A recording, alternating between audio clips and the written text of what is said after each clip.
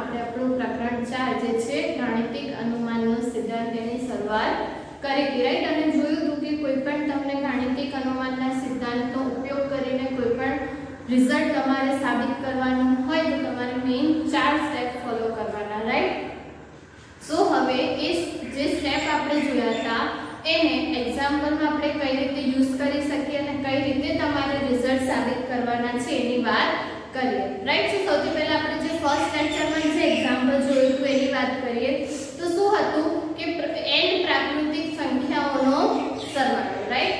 સો n પ્રાકૃતિક સંખ્યાઓના સરવાળા માટે આપણને રિઝલ્ટ આપશે છે n * n + 1 /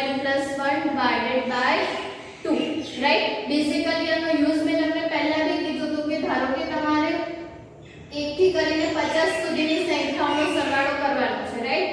સો અહીંયા શું હશે 1 + 2 + 3 અપ ટુ 50 સુધી, રાઈટ? સો અહીંયા તમારી n ની વેલ્યુ શું થઈ જશે 50, ધેટ મીન્સ કે 50 બ્રેકેટમાં 50 + 1 એટલે કે 51/2 એટલે કે તમને તમારો આન્સર મળી જશે, રાઈટ? સો બેઝિકલી આ ફોર્મ્યુલાનો યુઝ એ રીતે તમે કોઈ પણ જગ્યાએ કરી શકો.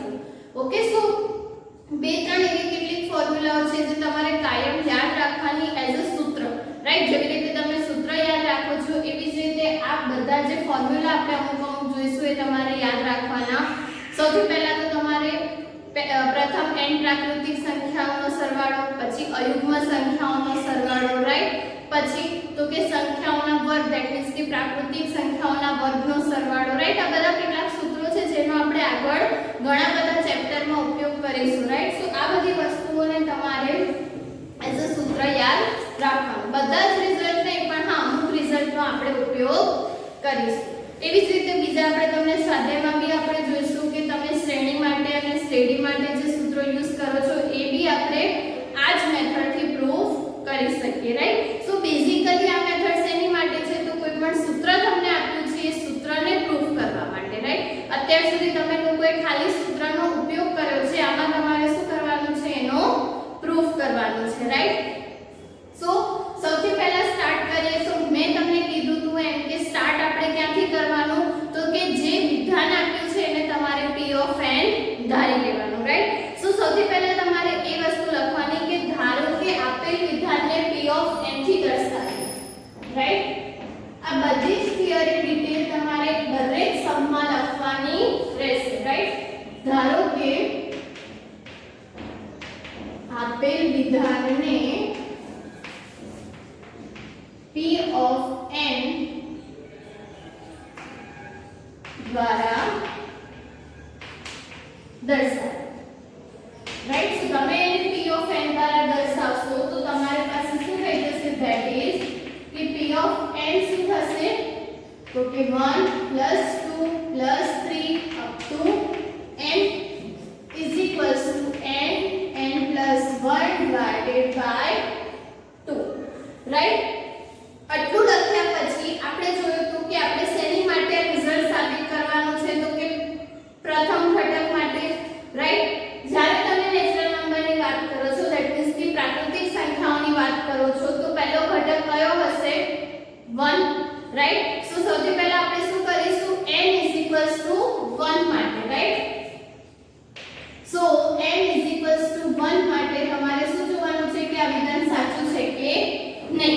તો ત્યાં તમારે શું જોવાનું ઇક્વાલિટી આપી છે, રાઈટ? સો તમારે ચેક કરવાનું કે ડાબી બાજુ અને જમણી બાજુ સરખી છે કે નહીં. અને કદાચ એવું ના કરવું હોય તો બંને બાજુ એક એક મૂકી દેવાનું અને જોવાનું કે બંને બાજુ આન્સર સેમ મળે છે કે નહીં, રાઈટ?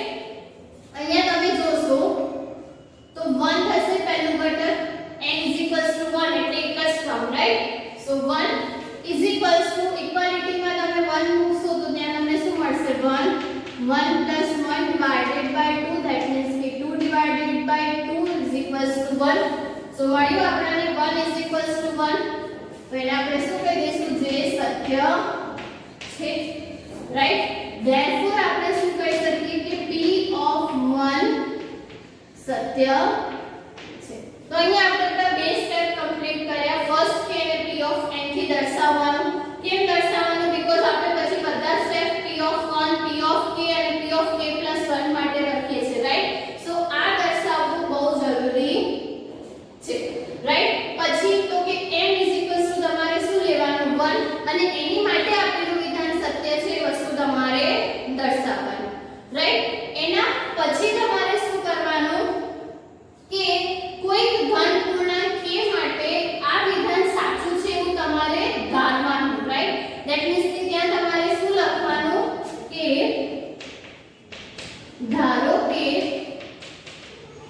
કોઈ ધન પૂર્ણાંક k માટે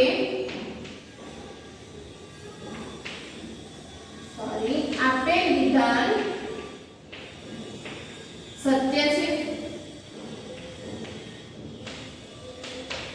એટલે કે તમે એવું કહી શકો કે આપેલું વિધાન શું થઈ જશે p of k, right.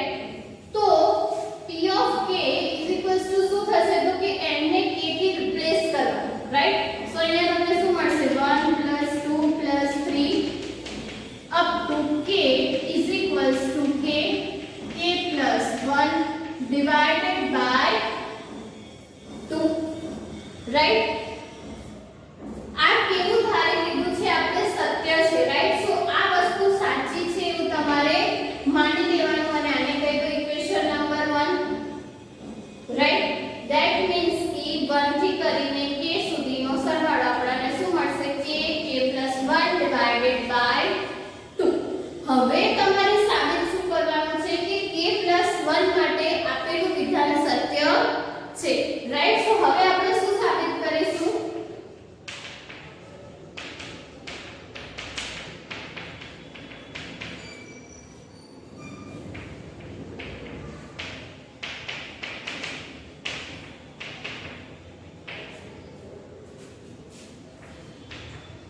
Right, p of k plus 1 સત્ય છે એવું બતાવવાનું છે। ધેટ મીન્સ કે ડાબી બાજુ તમે n ને k plus 1 થી જો રિપ્લેસ કરો તો જમણી બાજુના આન્સરમાં પણ તમને આન્સર શું મળવો જોઈએ કે n ને k plus 1 થી રિપ્લેસ કરો એ આન્સર તમને જમણી બાજુ મળવો જોઈએ, રાઈટ। અને એની માટે મેં તમને કીધું હતું એમ કે આપણે યુઝ શેનો કરીશું રિઝલ્ટ નંબર 1 જે આપણે લખ્યું કે p of k સત્ય છે, રાઈટ। સો હવે શું લેવાનું છે આપણે તો કે n k plus 1, રાઈટ। હવે n k plus 1 લઈએ તો મેં તમને કીધું એમ કે આપણે ડાબી બાજુથી સ્ટાર્ટ કરવાનું છે, રાઈટ। સો ડાબી બાજુથી સ્ટાર્ટ કરશો અને n ને k plus 1 થી રિપ્લેસ કરશો તો અહીંયા શું મળશે 1 plus 2 plus 3 plus 4 up to ક્યાં સુધી તો કે k plus 1 સુધી, રાઈટ। હવે આપણી પાસે રિઝલ્ટ ખાલી ક્યાં સુધીનું સાચું છે k સુધીનું।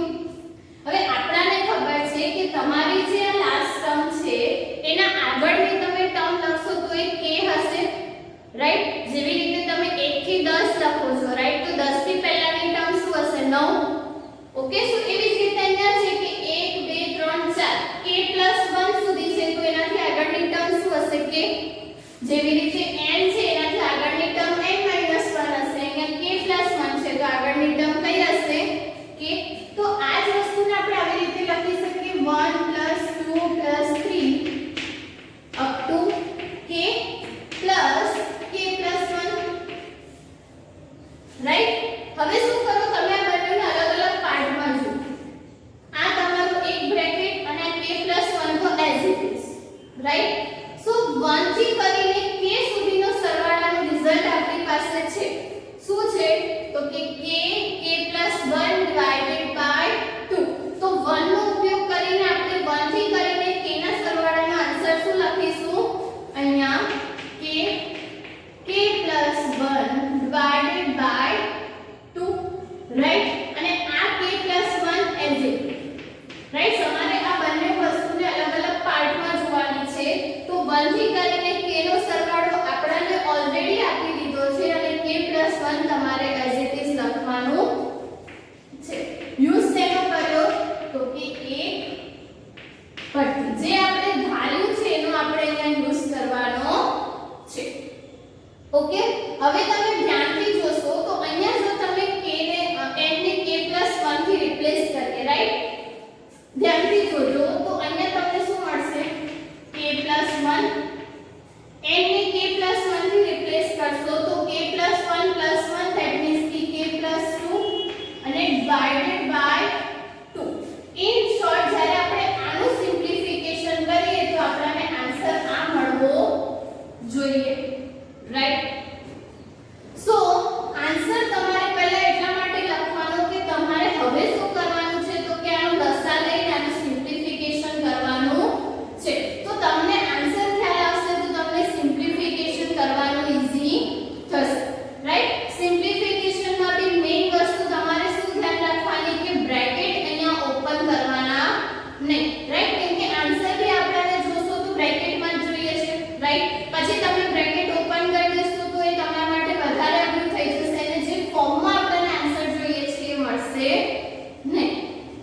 રાઈટ. સો તમારે શું કરવાનું, બ્રેકેટને એઝ ઇટ ઇઝ રહેવા દેવાનું, જ્યાં જરૂર પડે ત્યાં જ આપણે બ્રેકેટ ઓપન કરીશું, રાઈટ, અધરવાઇઝ નહીં. સો અહીંયા તમને શું કીધું છે જોઈએ. હવે k+1 બંનેમાં છે, બંને ટર્મમાં, તો આપણે શું કરીશું, 2 નો લસા લઈ લઈશું. ઓકે, સો 2 નો લસા લેશો તો અહીંયા તમને શું મળશે, k+1 + 2 into k+1 divided by 2, right. હવે k+1 કોમન નીકળશે, રાઈટ. સો k+1 ને તમે કોમન નીકાળશો તો શું વધશે, k+2 અને એને ડિવાઇડ બાય 2. તો મળી ગયો આપણને જે ફોર્મમાં આન્સર જોઈતો હતો, રાઈટ. અને એને તમે આ રીતે બી લખી શકો કે k+1 બ્રેકેટમાં k+1 + 1 divided by 2. અને હવે આને અને આને તમે કમ્પેર કરશો તો n ને આપણે શેનાથી રિપ્લેસ કરી દીધું, k+1 થી, રાઈટ. સો અહીંયા આપણે ડાબી બાજુ k ને n ને k+1 થી રિપ્લેસ કર્યું તો આન્સરમાં આપણને શું મળ્યું, જમણી બાજુથી n ને k+1 થી રિપ્લેસ કરી એવું રિઝલ્ટ આપણને મળી ગયું. અને તમારે k+1 માટે આ જ વસ્તુ સાબિત કરવાની છે, રાઈટ. એટલે કે આપણે શું બતાવી દીધું કે k+1 માટે પણ આ વિધાન કેવું છે, સાચું, રાઈટ. સો તમારે લાસ્ટમાં શું લખવાનું કે આમ p of k સત્ય હોય ત્યારે, રાઈટ. આ વસ્તુ તમારે ખાસ લખવાની કે p of k સત્ય હોય ત્યારે શું છે, p of k+1 સત્ય છે, રાઈટ. p of k+1 સત્ય છે, રાઈટ. અને લાસ્ટમાં તમે કહી શકવાનું કે આમ ગાણિતિક અનુમાનના સિદ્ધાંતથી શું થશે, p of પ્રત્યેક n માટે p of n સત્ય છે, રાઈટ.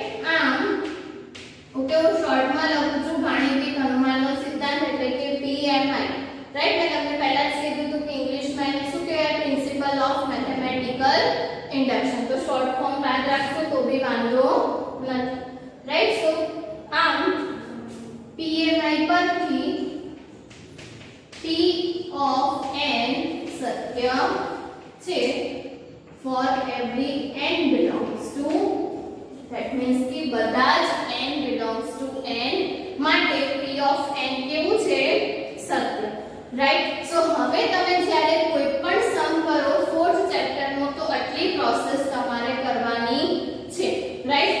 આ સિમ્પ્લિફિકેશન થોડું ઈઝી છે, હજુ બી તમે જ્યારે આપણે 4.8 ના સ્ટેપ બાય સ્ટેપ સમ કરીશું તો તમને આનાથી બી થોડા કોમ્પ્લિકેટેડ સિમ્પ્લિફિકેશન્સ આવશે. તો ખાસ આ વસ્તુ ધ્યાનમાં રાખજો કે તમારે કરવાનું છે શું.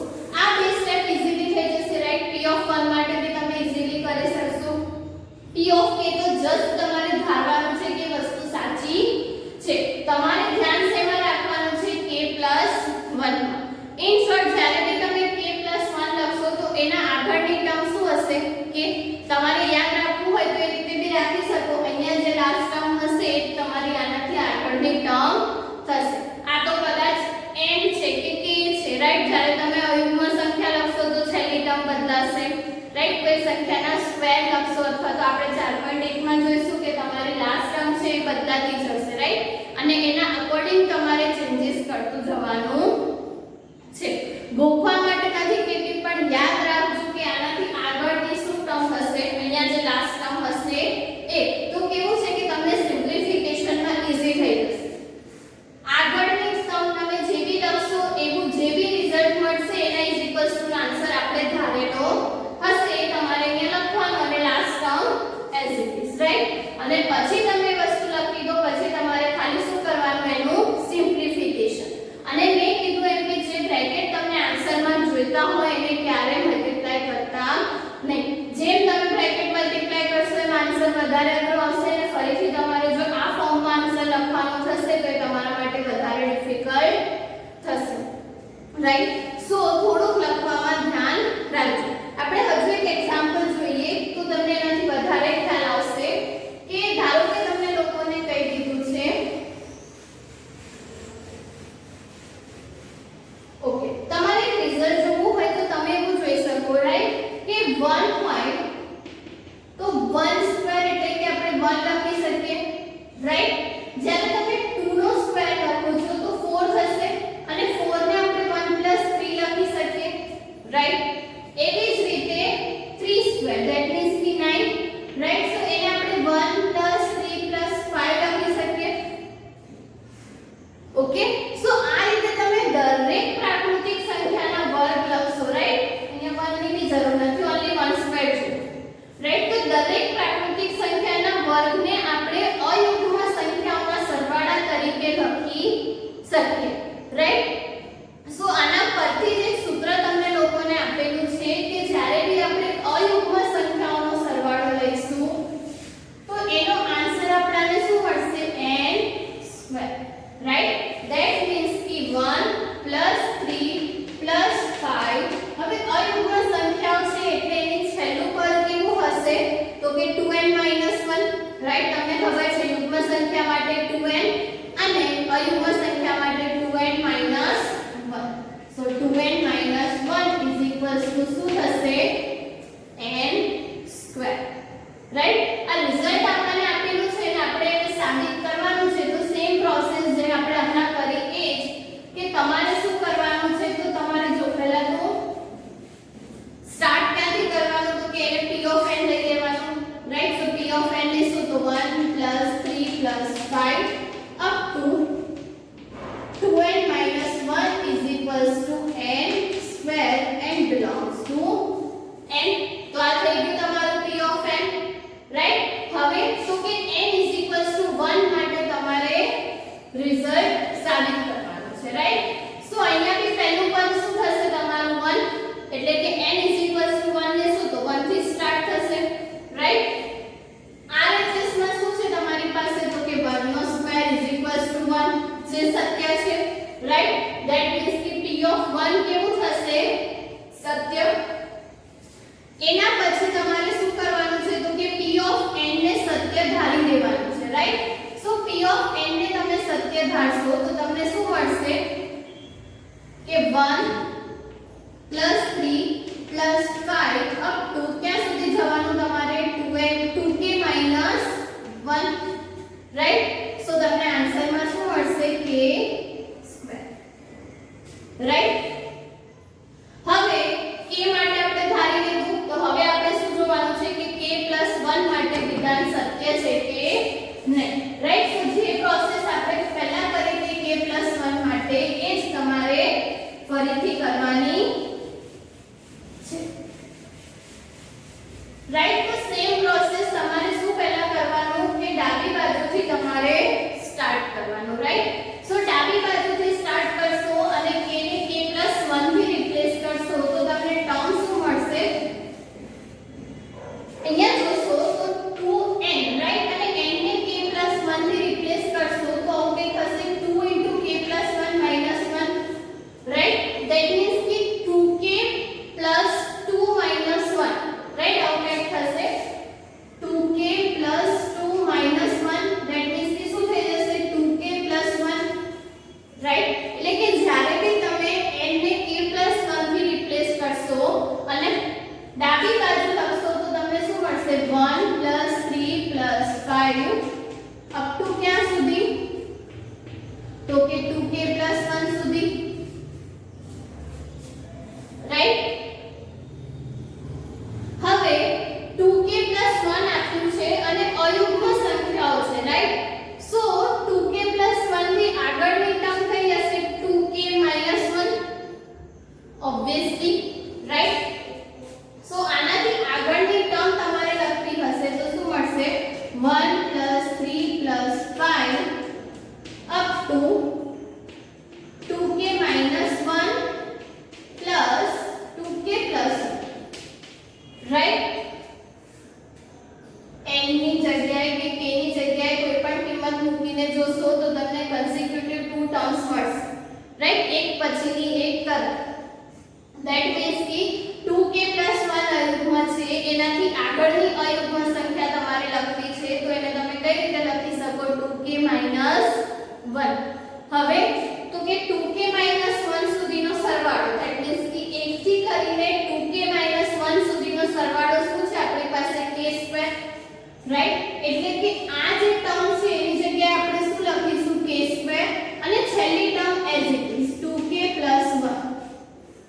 રાઈટ, હવે n ને તમે k + 1 થી રિપ્લેસ કરશો તો આન્સર તમને શું મળવો જોઈએ? k + 1 નો સ્ક્વેર, અને આ છે તમારો k + 1 નો સ્ક્વેર, આવું છે ને, k² + 2k + 1.